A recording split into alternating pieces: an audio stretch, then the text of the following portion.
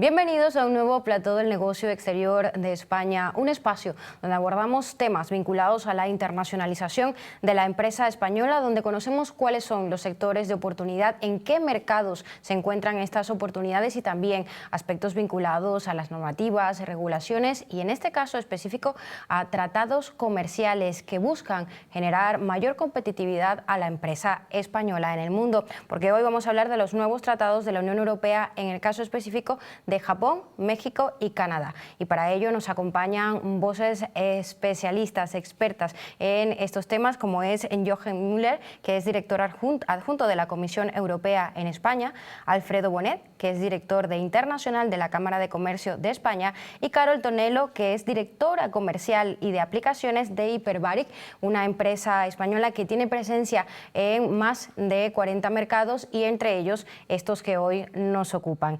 Para hablar específicamente también de lo que son esas iniciativas que tiene la Comisión Europea para contribuir a la expansión internacional de la empresa española, pues vamos a consultar precisamente a Jochen Müller sobre qué beneficios, qué respaldo se le ofrece a la empresa española que quiere apostar por otros mercados desde la Comisión.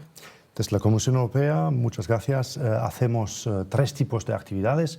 En primer lugar, hacemos, tanto como las cámaras o también gobiernos nacionales y regionales, misiones a mercados terceros. Nos llevamos 80, 100 empresas grandes y pequeñas de todos los países de la Unión Europea en diferentes sectores para descubrir nuevos mercados. Por ejemplo, en noviembre del año pasado nos fuimos a Canadá, a raíz del nuevo acuerdo con Canadá, el CETA, el llamado CETA, que entró en vigor el 21 de septiembre de 2017. La segunda vía son los típicos fondos europeos, tanto a través de instrumentos como COSME, que es específico para pymes, pero también instrumentos ahora más de financiación, donde damos créditos o garantías bancarias con actores financieros y también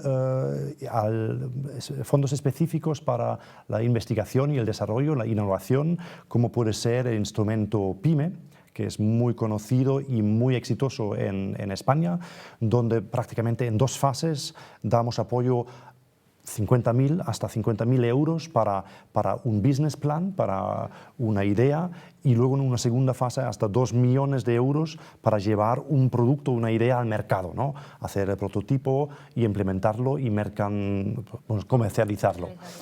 Y la tercera vía son justamente los tratados de comercio que negociamos desde hace muchos años y donde los últimos que hemos acordado eran hace 5 años con Corea del Sur, ahora con CETA con Canadá, con México hace muy poco, con Japón también. También estamos modernizando un acuerdo con Chile, hemos hecho uno con Singapur, estamos en negociaciones con Mercosur también, con los 4 países de Latinoamérica y muchos otros. Por ejemplo, este año iniciamos con Australia y Nueva Zelanda. Bien, justamente vamos a dar unos detalles y aspectos más específicos, vamos a ahondar en ellos sobre varios de los países que has mencionado. Y vamos a comenzar con Japón. Con Japón se ha firmado un acuerdo que es ambicioso, que busca además favorecer evidentemente la relación comercial, eliminando obstáculos que hasta ahora eran un hándicap para la relación comercial entre empresas de ambos países. Y por supuesto quisiera comenzar por allí. ¿Cuáles son los principales beneficios de este acuerdo para las empresas españolas? En primer lugar, destacar que allí se trata de 2 de los 3 principales bloques económicos mundiales. Es un acuerdo el más amplio y el económicamente más importante que hemos acordado nunca con Japón. Y ahí hablamos, digamos, de 3 partes también. En primer lugar, lo clásico, un acuerdo comercial intenta quitar los aranceles. Y en el caso del acuerdo con Japón, estimamos que las empresas europeas pueden ahorrarse al año solo en aranceles 1.000 millones de euros en el futuro con Japón, por la bajada de aranceles, por ejemplo, en quesos de 30%, vinos son hasta en 15%, carne y porcina, ahí bajamos de 40% a aproximadamente 9%, y en muchos otros productos. Eso es lo más clásico, aranceles. Luego tenemos los obstáculos no arancelarios. Y esos son incluso igual más importantes hoy. Ahí hablamos de trabas administrativas, de obstáculos como certificaciones técnicas, doble inspecciones que se hacen. Para dar un ejemplo, una empresa del textil que ya ha demostrado que su ropa no es inflamable, pues muchas veces cuando no tienes un acuerdo comercial tienes que demostrar lo mismo en diferentes circunstancias de laboratorio en Japón otra vez. Y eso es un coste grande, adicional. Y hay que decir que eso no es un coste tan importante para Adidas o Zara, las grandes empresas, es en proporción mucho más para la pyme. Porque una empresa Selmark, una lencería de Galicia con la que hablé hace 2 meses, pues ellos tienen un volumen de venta en Japón muy pequeño, y quemar cada producto 2 veces en los mercados, pues es un coste importante. Entonces ahí hablamos de cooperación regulatoria y quitar esas barreras no arancelarias. Y el tercer punto es un poco de reciprocidad en el tratamiento, y ahí hablamos muchas veces de licitaciones públicas. Europa, la Unión Europea y todos los países, ahí las licitaciones públicas están abiertas a todo el mundo. Tenemos empresas de todo el mundo que participan en nuestras licitaciones públicas porque pensamos que así conseguimos el mejor precio para el consumidor, es decir, las arcas públicas. Mejor precio, mejor calidad. En otros mercados no es el caso. Japón, Canadá, Estados Unidos son mercados cerrados, otros países también. Y con Japón, por ejemplo, hemos conseguido que a nivel nacional y a nivel de las 40 mayores ciudades, en el futuro las licitaciones públicas, las empresas europeas van a ser tratadas como las empresas japonesas. Y eso tiene una importancia tremenda con el mercado de licitaciones públicas en Japón, que es de varios miles de millones de euros anuales. Ahora, este es un acuerdo que tiene pendiente ser firmado y ratificado y que se espera entre en vigor plenamente el próximo año, ¿no? Sí, estimamos, ahora tenemos un acuerdo político, hay que traducirlo, somos complicados, tenemos 23 lenguas en Europa, y luego es el Parlamento Europeo y el Consejo de la Unión Europea, es decir, los Estados miembros que tienen que aprobarlo, también por supuesto la parte japonesa, y eso durará aproximadamente 1 año. Entonces, a principio del 2019, primavera, tendremos en vigor este nuevo acuerdo. Desde la experiencia de la Cámara de Comercio que conoce la actividad y muy bien de la empresa española que se internacionaliza, ¿cómo veis los beneficios que pueda representar para todas las empresas que bien ya tienen presencia en el mercado nipón o que aspiran a tener presencia allí? A nosotros lo que nos corresponde desde las cámaras es también hacer que las empresas españolas sean capaces de aprovechar las oportunidades que ofrece la política comercial. En este caso concreto del acuerdo con Japón, un acuerdo comercial, como decía Jochen, lo que hace es eliminar barreras. Y eliminar barreras quiere decir que es más fácil exportar bienes, servicios y capitales, ¿no?, a ese mercado. A nosotros lo que nos corresponde entonces es, sobre todo, que las empresas españolas, y especialmente las pymes, porque las grandes empresas generalmente están mejor informadas que las pequeñas por los propios recursos de que disponen, pero que las empresas pequeñas se den cuenta de que hay estas nuevas oportunidades. Hay muchas pymes que a lo mejor alguna vez han intentado exportar a Japón hace 5 años, han llegado allí, han visto que aquí era muy complicado y han dicho, mira, yo me olvido ya de este país y no vuelvo. Esa empresa tiene que saber que ahora a lo mejor debería volver y probar otra vez. Entonces, el mercado japonés ha sido siempre un mercado complicado. Y además, la percepción de las empresas es que lo es. Es decir, respondía a una realidad. Es un mercado difícil de acceder, con una cultura diferente, unos gustos diferentes. Y el hecho de que se vayan eliminando barreras, lo que te hace es que el acceso a ese mercado sea cada vez más fácil. Por tanto, yo creo que un país que tiene un mercado tan atractivo, un mercado que es una de las economías mayores del mundo, con un muy elevado poder adquisitivo, donde todos los productos de calidad se pueden vender y los servicios de calidad se pueden vender, a veces la traba que dificultaba esas transacciones comerciales o de inversión eran precisamente las trabas regulatorias o las aranceles o las barreras no arancelarias. El hecho de que eso desaparezca abre enormes oportunidades a las empresas, y a nosotros como cámaras, como digo, lo que nos interesa es sobre todo ayudar a difundir las nuevas oportunidades. Es verdad que entrará en vigor dentro de 1 año y que falta mucho tiempo, pero hay que empezar a predicar ya para que las empresas lo vayan incorporando dentro de sus planes de internacionalización, que tienen que tener medio y largo plazo, pero que en el radar de los procesos de internacionalización de las pymes aparezca Japón como un mercado que ya no es tan complicado como podía ser y que es muy atractivo y muy remunerador en el caso de que consigas introducirte. Te veo asintiendo, Carol, constantemente, y esto es porque entiendo que es la experiencia que ha tenido Hyperbaric. Primero quiero que nos hables de vuestra actividad y de forma, vamos de lo general a lo específico, porque tenéis presencia en diferentes mercados y Japón es uno de ellos. Sí, sí. Entonces, Hyperbaric es una empresa que vende maquinaria de alta presión para la industria alimentaria, entonces una industria que podemos encontrar en todos los países del mundo.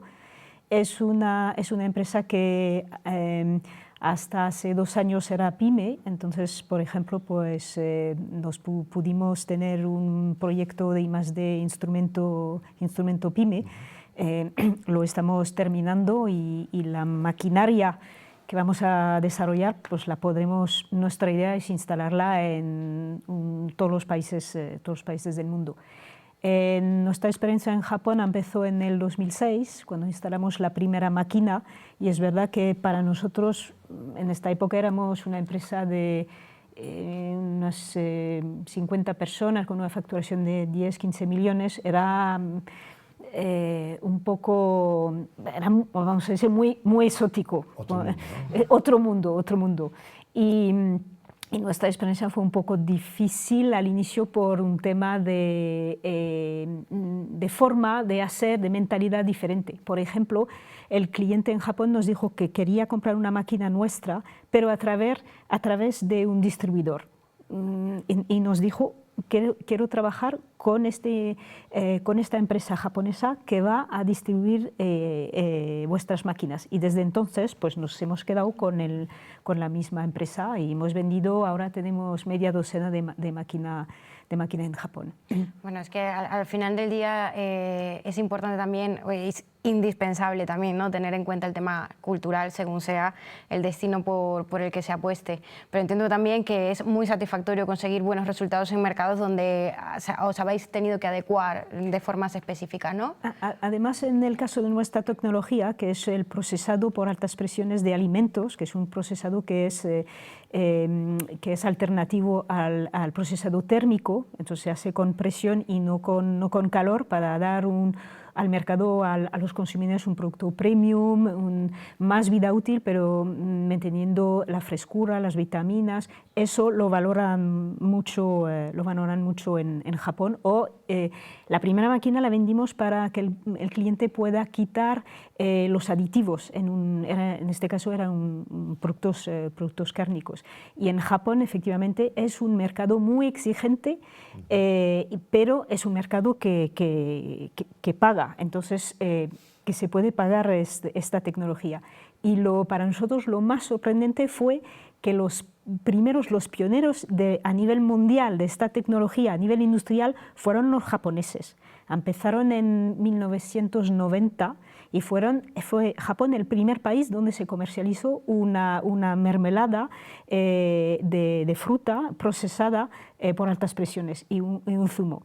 Ahí no supieron desarrollar la tecnología y ahora vendemos nosotros.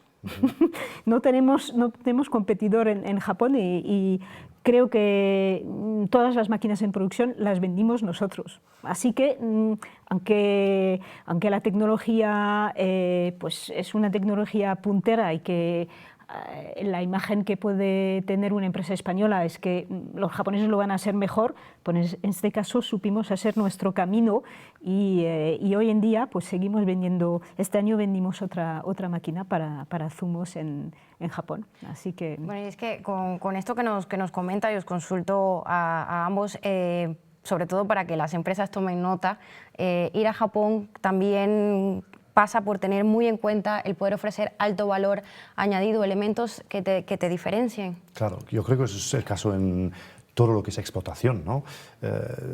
Ahí tienes que tener un diferencial, un valor añadido, buenos productos y buena calidad, y un servicio detrás, me imagino que es muy importante. Un servicio excepcional. Sí, son muy, muy exigentes.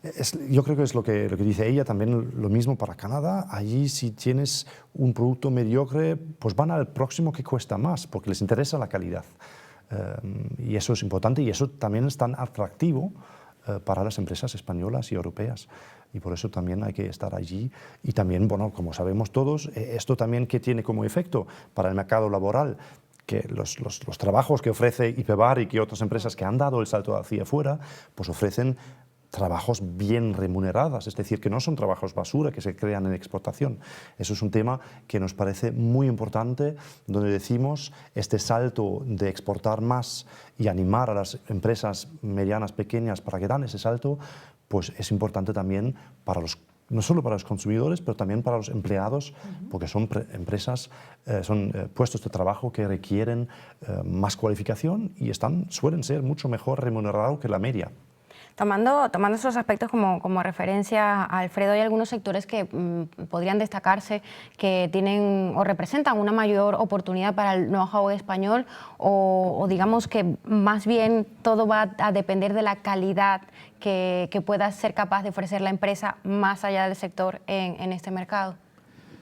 A mí siempre me ha costado mucho elegir a los ganadores, ¿no? Eso de pick the winners, que dicen, es decir, estos son los sectores de futuro y estos no. Me parece que eso es un poco arriesgado y a mí no me gusta mucho. Yo creo que es verdad que hay algunos sectores en que nuestras empresas son reconocidas a nivel internacional porque ocupan posiciones de liderazgo, pues las energías renovables, las infraestructuras, algunas tecnologías, pero es que aparte de eso hay muchísimo más. Entonces, por ejemplo, pues Iperbaric, aquí tenemos un ejemplo de un sector en que no es conocido que España sea un país líder en estas tecnologías y míralos, tienen el monopolio de la exportación de sus productos en un mercado tan exigente como el japonés. Yo lo que creo es, lo que digo siempre, nuestras empresas tienen que jugar en la Champions. Nosotros no tenemos que competir con los productos de baja calidad y bajo coste del sudeste asiático. Iba a decir China, pero China es que está elevando muchísimo su calidad y su precio y ahora ya es competidor de muchos de la oferta europea en muchos sectores y lo será cada vez más, ¿no? Pero nosotros no tenemos que posicionarnos en ese segmento bajo del mercado en la que vamos a pelearnos con los productores de bajo coste, por la sencilla razón de que nuestro coste no es bajo. Es decir, que automáticamente tenemos que decidir que nosotros tenemos que vender de aquí para arriba. Y eso quiere decir ir al mercado de alto valor añadido. Y el valor añadido, ¿cómo se consigue? Pues se consigue con investigación y desarrollo, con innovación, con marca, con formación, con inversión, con nuevas tecnologías, y es ahí donde tenemos que competir. Y yo creo que cualquier empresa española que esté teniendo éxito en los mercados, el mercado de la Unión Europea, por ejemplo, que son los mercados más competitivos del mundo en estos momentos, donde compiten empresas de todos los países del mundo para intentar vender a nuestros clientes sus productos. Si tú tienes éxito aquí en el mercado de la Unión Europea y tienes un producto o servicio, no olvidemos los servicios, de alto valor añadido, podrías perfectamente tener éxito en Japón si es un producto o servicio que encaja allí. La cuestión es saber cómo introducirse, pero la competitividad que te hace a ti tener éxito en la Unión Europea te podría hacer tener éxito allí si ese producto y servicio encaja, porque como hemos dicho también, la cultura, los gustos, hay veces es diferente y hay que adaptar a veces y adecuar los productos y servicios a los distintos mercados a los que van dirigidos. Pero como volviendo a donde empecé, no creo que tengamos que decir el sector, este sector son los de futuro, porque puede haber empresas en todos los sectores que pueden tener éxito en Japón.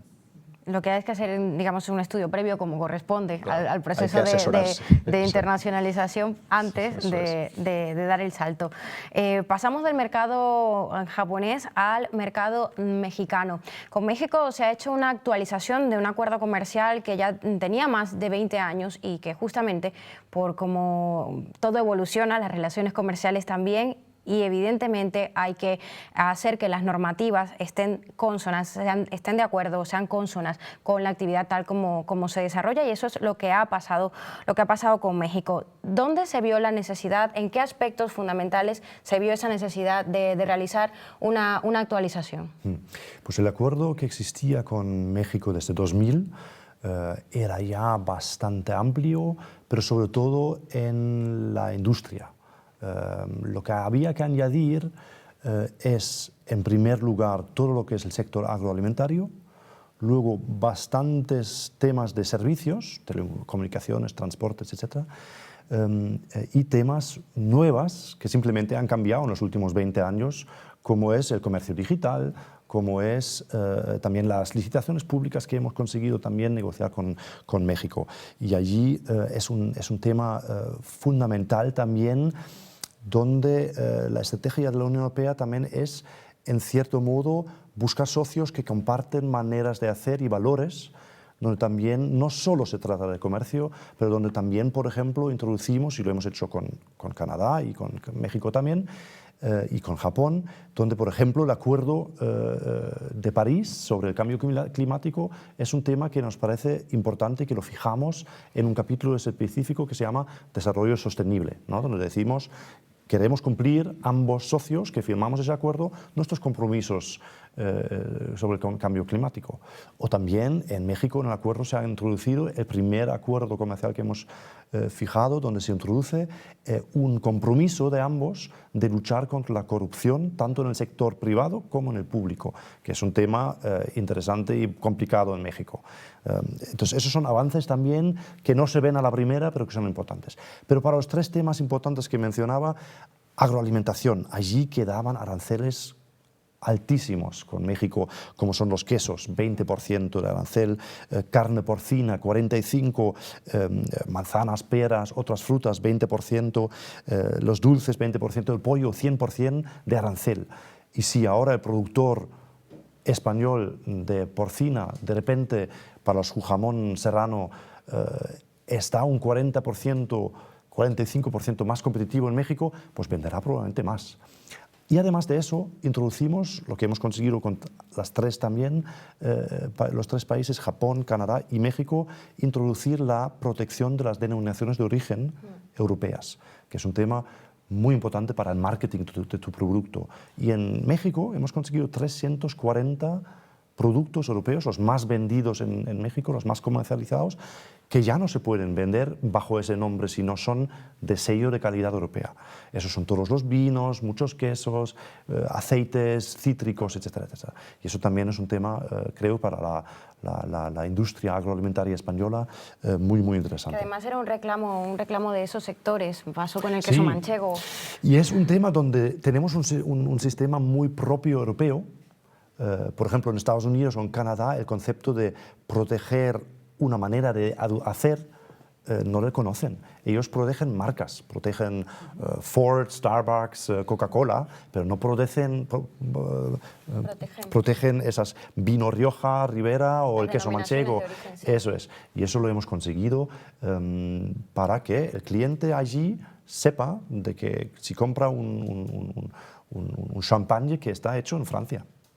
Esto viene quizá también a tener conexión con lo que mencionabas, Alfredo, de la importancia de que las empresas apuesten a competir por calidad, por saber que son capaces de ofrecer bienes y servicios de alto valor, y que luego puedan contar también con una legislación que les proteja en ese sentido, porque, por ejemplo, en el caso español, si nos referimos al sector de los quesos, de los vinos, la denominación de origen es muy importante. Es importante, es que nosotros estamos en Europa continental, porque esto también en Reino Unido tampoco es el tema de denominaciones de origen, es algo no comprendido en gran medida, y en muchas partes del mundo no lo es, a pesar de que en otros países sí, porque India y otros países de Asia tienen también denominaciones de origen, que lo que hacen es certificar que un producto se ha producido en un sitio determinado de una manera determinada. Esto muchas veces otros países te dicen, bueno, pero es que eso, ¿por qué hay que protegerlo? ¿Por qué no puedo hacerlo yo? Le digo, no, si es que tú puedes hacerlo, pero lo que no puedes hacerlo es en mi país, que es donde hay que hacer este producto, porque va a saber así. Y este vino se puede hacer y hay que hacerlo en este clima y en estas condiciones porque es lo único donde se puede hacer. Entonces, no puedes, digamos, piratear un producto agroalimentario de calidad como este. Y además muchas veces la defensa cuando te critican el modelo es decir, pero si es que lo mío no compite con lo tuyo. Es decir, mis productos, precisamente por estar protegidos por denominación de origen, son más caros que si no la tuvieran. Si yo te vendiera a ti vinos de Rioja sin denominación de origen, serían mucho más baratos que vendiéndotelos diciendo es que es un vino reserva de Rioja y de tal. Con lo que al final esto forma parte de, como dices, de ese proceso en el que en Europa nos tenemos que especializar en productos agroalimentarios de alta calidad y precio. Y el que quiera comprarse un queso normal, barato, se lo compre, pero el que quiera un queso parmesano hecho en Parma, en Italia, pues tendrá que pagar lo que vale un queso parmesano importado desde Italia. No vale con hacer un parmesano pirata en el pueblo de al lado. Entonces, nada impide que hagan una cosa parecida en el pueblo de al lado, pero que no le llamen parmesano. Eso es básicamente lo que está protegiendo el sistema de denominaciones de origen.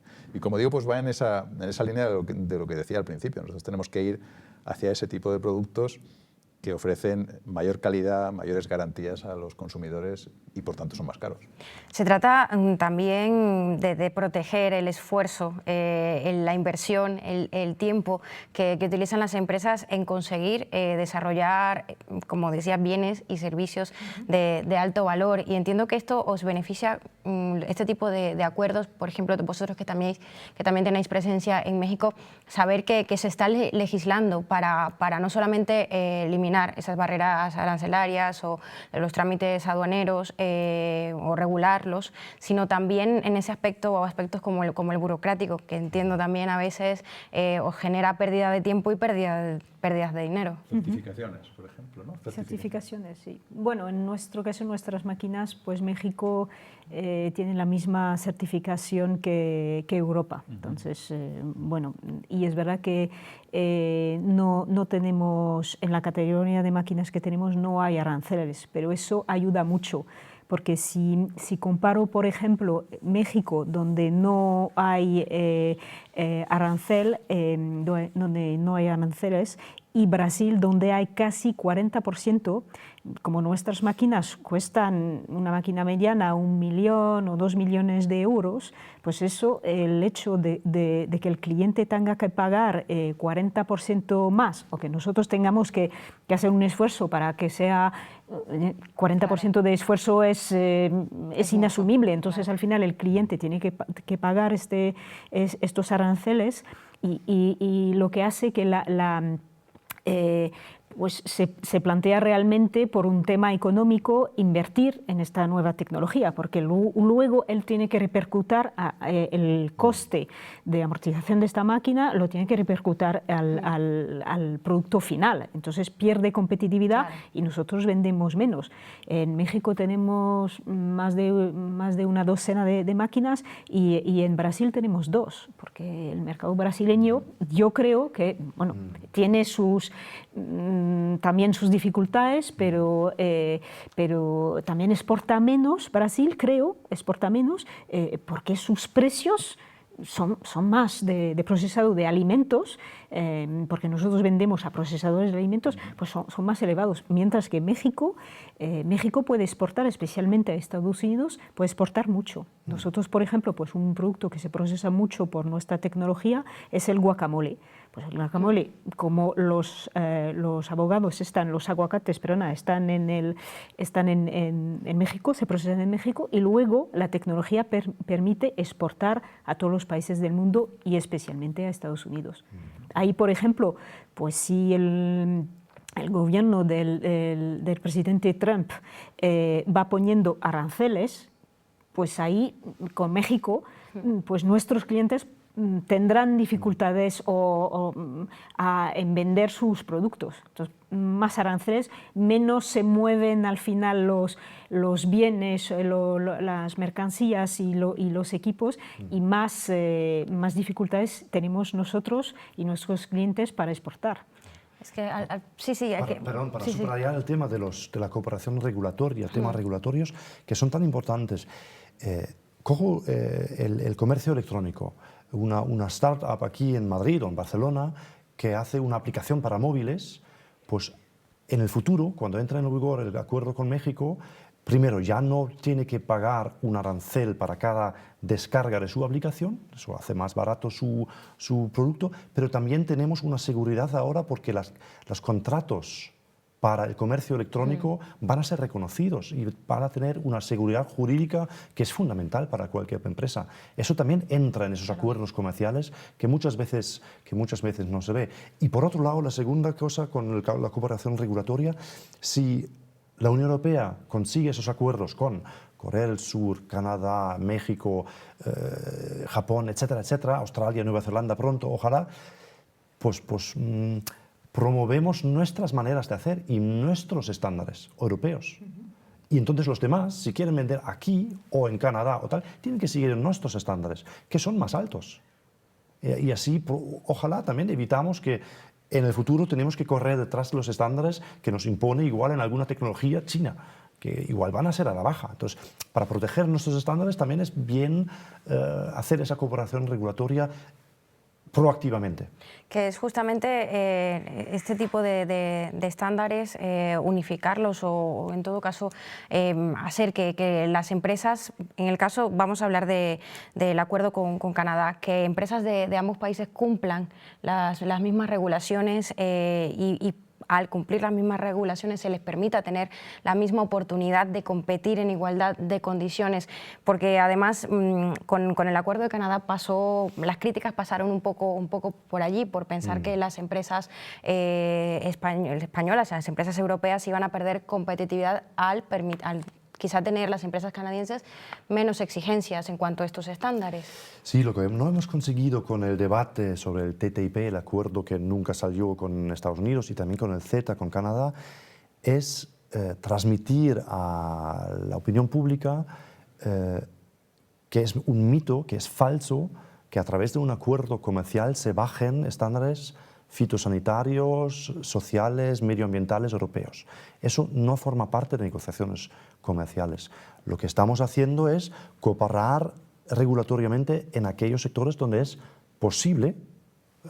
He mencionado la inflamabilidad de la ropa como un ejemplo. Como puedo decir que pues una silla de bebés pues da un poco igual si donde pasas el cinturón es amarillo o rojo, la parte pintada, pero es una regulación y si nos reconocemos mutuamente eso, pues no tienes que hacer dos vías de producción para esa empresa que hace sillas de bebés de coches. Esos son los temas que tratamos y también los temas a futuro. Es decir, si hace 10 años, 15 años hubiéramos cooperado más estrechamente con otras partes del mundo sobre el coche eléctrico, probablemente no hubiéramos desarrollado estándares diferentes en el coche eléctrico que ahora tenemos que reconducir. Entonces, eso es la cooperación regulatoria que nos parece tan importante en ese tema y no se trata para nada de bajar estándares europeos. Es decir, con el CETA, para decirlo claramente, carne tratada con hormona sigue siendo prohibida en Europa, porque la regulación europea no lo permita. O el pollo famoso tratado con cloro, no se puede vender en Europa. Sí, que fueron los puntos donde se puso además la mayor atención. Y fracasamos en explicar eso, lo admito, y os pido todos ayuda para que pasamos ese mensaje, que no es el caso. Entonces, el principio de precaución europeo, es decir, que tú no puedes vender algo que no has demostrado que no es dañino para la salud del consumidor, eso mantenemos, en todo caso. Y lo que tampoco hacemos es privatizar servicios públicos como agua, educación, etcétera, sanidad, porque no es competencia europea, es competencia en España incluso regional la educación. Entonces, esos son temas que no hemos conseguido combatir, pero bueno, seguimos con ello. En todo caso, el objetivo de los tratados, de estos acuerdos comerciales, es justamente beneficiar la actividad, el hacer negocios entre las empresas de España y del país de España, de Europa y del país con el que se establezca esta relación, porque, Alfredo, estamos en un punto en el que las empresas son cada vez más globales y esto es una tendencia que no tiene vuelta atrás, o al menos eso es lo que se indica. Claro, este proceso de globalización tan rápido que hemos vivido en los últimos años, lo que hace es que el mercado sea cada vez más global y más interconectado. Es decir, hoy en día los avances en las tecnologías de la información y las comunicaciones, la eliminación de barreras al comercio a nivel internacional gracias a los acuerdos comerciales, lo que hace es que cada vez los bienes y servicios fluyan con mayor facilidad a lo largo del mundo. Incluso las cadenas de producción, las cadenas globales de valor, pues cada vez están más fragmentadas. Es decir, para producir un bien final, cada vez son más países los que participan en esa cadena de valor en las que al final las empresas muchas veces lo que participan es en una tarea más que en la producción de un producto completo, sino simplemente en una fase del proceso de producción. Todo esto tiene grandes ventajas, es verdad que también pues, supone un desafío, pero hoy en día yo creo que cualquier empresa, incluso pyme, que quiera tener una proyección de medio y largo plazo, tiene que considerar el mercado en su globalidad, es decir, no puede, yo creo que no tendría mucho sentido el invertir en una empresa para vender en el mercado doméstico español. Es decir, tienes que tener en cuenta que tu mercado es el mundo, de alguna manera, y que además es que las demás empresas del mundo están en tu mercado, con lo que al final tienes que hacer un modelo de negocio en el que la internacionalización de tus bienes y servicios forme parte de la estrategia, y cada vez más será así. Entonces, lo es ya, y lo será cada vez más. Y el mercado estará cada vez más integrado, más interconectado, cada vez todo será más rápido y todo será más competitivo. Y encerrarse no ayuda, porque el 90% del crecimiento global se hace fuera de Europa. Y tenemos que preguntarnos si nuestras empresas deberían participar en ese crecimiento o no. Por eso nos parece tan importante pues hacer esos acuerdos, ¿no? Bueno, es un ejemplo Hyperbaric, que la mayor parte de su facturación proviene de la actividad, de vuestra actividad en mercados internacionales, y que entiendo que no entenderíais vuestro negocio sin la internacionalización. Efectivamente, 90% de nuestras ventas se hacen al extranjero. Entonces, solo con el mercado español o incluso solo con el mercado europeo, pues no tendríamos el tamaño, no podríamos tener el equipo de personas, la I+D, la infraestructura que tenemos hoy, y la calidad de producto, porque eso, cuando tenemos un mercado mundial, eso nos permite vender más y entonces invertir más en nuestro negocio y ser más competitivo. Y solo dar un ejemplo, además, durante la crisis que estamos saliendo ahora en España, pues Hyperbaric siempre no tuvo ningún problema, porque como pues el mercado interior, el mercado español se redujo, pero como teníamos exportaciones, pues vendimos a otros países del mundo, entonces no sufrimos tanto de la crisis. Ahora, por ejemplo, Estados Unidos está un poco más parado, pero vendemos en la India, en China. El hecho de tener un mercado mundial permite adaptarse. Si en una zona hay más problemas, pues es intentar hacer más esfuerzo comercial en otras zonas más fáciles y mantener las ventas para poder mantener la empresa en buenas condiciones. Solo le veo... La diversificación es siempre una buena idea, ¿no? Efectivamente, porque la persona que se centra solo en un mercado, pues este mercado puede tener algunas dificultades. Sí, yo quería incidir en eso, iba a decirlo justo antes de que lo dijeras tú, que además es que la crisis nos ha demostrado esto, ¿no? Las empresas internacionalizadas han atravesado la crisis de una manera mucho más fácil y mejor que las empresas que estaban centradas en el mercado doméstico, de las cuales muchas se han visto forzadas a tratar de salir al exterior a vender sus bienes y servicios que no les compraban en España. Y eso ha dado lugar a que muchos miles de empresas españolas han salido al exterior un poco a la fuerza. Sí. Y en muchos casos sin preparación e improvisando su salida. Muchas han fracasado, pero otras muchas han tenido éxito, les va muy bien, y ya tienen sus clientes y ahora mismo yo creo que van a pensarse muy mucho si abandonan esta estrategia internacional cuando las cosas vayan bien en el mercado español. Espero que no lo hagan. Parte de nuestra responsabilidad ahora, de todas las entidades que nos dedicamos a apoyar la internacionalización, es que las empresas que han salido en los últimos años al exterior no regresen, que se queden. Claro, y ahí lo importante, que es uno de los temas, digamos, difíciles para España, que las empresas que lo hacen, que han crecido desde 2007, 90.000, hoy son 150.000 pymes que están fuera, exportando, que ha crecido mucho. Pero el problema de España es que estas pymes en tamaño siguen siendo comparativamente más pequeños que, por ejemplo, de Alemania, o Austria, Holanda. Y ahí ayudarles que crezcan en fuerza y en músculo y que hagan eso. Y ahí un tema que tampoco hemos tratado, pero que es importante también, igual tienes una experiencia allí, es la movilidad laboral del personal. Porque tú lo que quieres hacer es mandar tus expertos al mercado nuevo para abrir mercado, para ir a ferias, buscar distribuidores. y allí los visados y los trámites, las administraciones son muy largas, los procesos cuestan dinero y para una pyme es un obstáculo tremendo. Y ahí los tratados también ayudan, porque la movilidad laboral está en parte contemplada en esos acuerdos. Efectivamente. Si cada vez que alguien tiene que hacer un viaje, por ejemplo a China, pues hay un visado, hay que pedirlo 15 días antes, pues a veces no es muy ágil y se pierden oportunidades y complica todo. Si es más fácil, por ejemplo en Europa, como no hay ningún problema, pues se puede viajar de un día a otro. Eso hace que una empresa se acerque mucho más de su mercado, de sus clientes. Y por eso suele también ser la apuesta inicial para toda empresa española que da un paso hacia otro mercado, la Unión Europea, porque evidentemente es mucho más fácil ya con los estándares y las normativas reguladas. Pues muchísimas gracias, Jochen Müller, Alfredo Bonet y Carol Tonelo, por acompañarnos y por darnos desde la experiencia y desde la experiencia de los mercados y desde el trabajo de las instituciones una visión sobre lo que es la actualidad de la internacionalización de la empresa española y sobre todo por poner el foco que es allí donde se debe seguir trabajando, que las empresas tienen que apostar por tener actividad en distintos espacios y porque la estrategia internacional no sea un acto coyuntural, sino que sea una decisión de crecimiento y consolidación de las empresas. Pues muchísimas gracias a vosotros por acompañarnos.